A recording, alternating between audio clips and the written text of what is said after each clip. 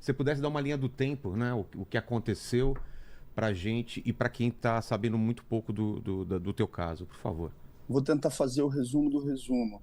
Um ex-militante do MBL, por 7 vezes, me atacou em locais públicos, na quinta vez dentro do espaço da Câmara dos Deputados, falou todo tipo de absurdo em relação à minha mãe, que estava com Alzheimer avançado e que veio a falecer alguns dias depois. Eu reagi a ele, empurrei e dei de fato um chute na bunda, colocando ele para fora do espaço da Câmara.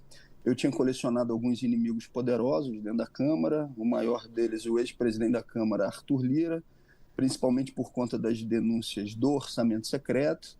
Eles pegaram esse episódio e consideraram, então, que tinham a oportunidade ideal para a cassação do mandato e operaram isso, aprovaram a cassação no Conselho de Ética da Câmara, na Comissão de Constituição e Justiça e levaram ao plenário. No meio dessa história toda, teve uma ampliação desse conflito com Arthur Lira. Eu fiz quase 9 dias de greve de fome, muita solidariedade. Em 1 mês e 18 dias eu percorri os 26 estados brasileiros e o Distrito Federal, explicando para as pessoas o que estava acontecendo, mobilizando contra a cassação. Depois uma jornada do Rio de Janeiro a Brasília, passando por 28 cidades fazendo a mesma coisa, passeata dentro da Câmara, uma ampla mobilização. No final desse ano, o Hugo Motta, então, marcou a sessão de cassação do mandato na terça-feira, que foi o dia em que eu sentei na cadeira de presidente da Câmara e denunciei o que estava acontecendo com o combo golpista, onde eles aliviavam a perda dos direitos políticos de Eduardo Bolsonaro, aprovavam uma dosimetria que de fato era uma anistia e colocavam também a votação da Carla Zambelli, que já estava de fato cassada, porque já tinha perdido os direitos políticos e tinha sido condenada pelo Supremo Tribunal Federal, e Arthur Lira tinha como certo que a minha cassação seria aprovada com mais de 400 votos. Ele dizia isso para os mais variados interlocutores, uma disputa política muito dura. Nesse dia, Hugo Motta, além de ter determinado a minha retirada à força da cadeira de presidente da Câmara, diferente do comportamento que ele tinha utilizado com os golpistas em aliança com Eduardo Bolsonaro, que ficaram 48 horas naquele espaço.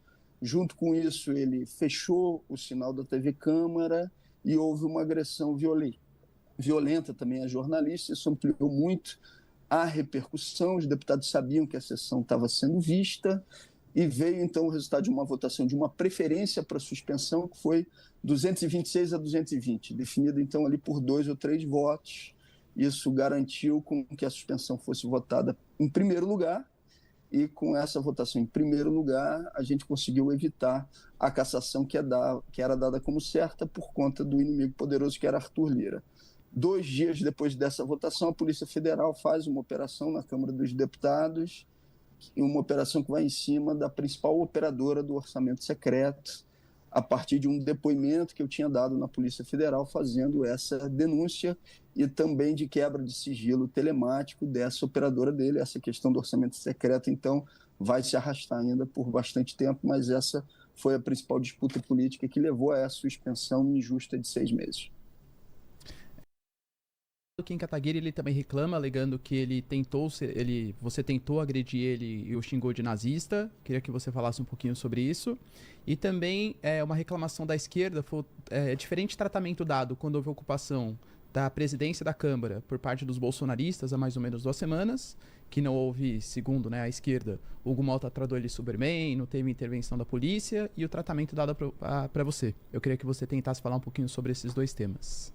O deputado Kim Kataguiri falou que eu apertei o dedo dele, né? De fato, uma agressão gravíssima. E, combinado com isso... Só uma coisa, para o Kim, ele joga videogame. Então ele deve usar muito o dedo no controle remoto. Então, então realmente essa atenuante de ter sido só um aperto no dedo não deve servir para mim, né? Porque eu não sabia desses detalhes, né? E sobre todas as denominações que eu já dei ao MBL e a sua atuação ao próprio deputado, eles me processaram, entraram contra um processo contra mim na justiça e ficou demonstrado, eu fui absolvido. Eles não conseguiram vencer esse processo, perderam na justiça de Brasília, porque ficou demonstrado que eu reagi a um conjunto de agressões políticas formuladas pelo MBL ao longo dos últimos anos, principalmente em relação ao nosso mandato. E esse provocador que agora saiu do MBL foi um dos componentes, foi uma das pessoas que o fez. Sobre a desproporção é evidente, né? 48 horas onde você teve todo tipo de diplomacia com aqueles que estavam numa interlocução direta com Eduardo Bolsonaro, tentando criar um clima de instabilidade golpista no Brasil. No meu caso, eu fiquei algumas horas e já fui tratado daquela forma por ordem direta do presidente da Câmara, e ele imaginava que com isso, e Arthur Lira também pensou, teria ainda uma maior facilidade em aprovar a cassação no plenário da Câmara, e o tiro saiu pela culatra, foi o contrário daquilo que eles tinham como plano inicial.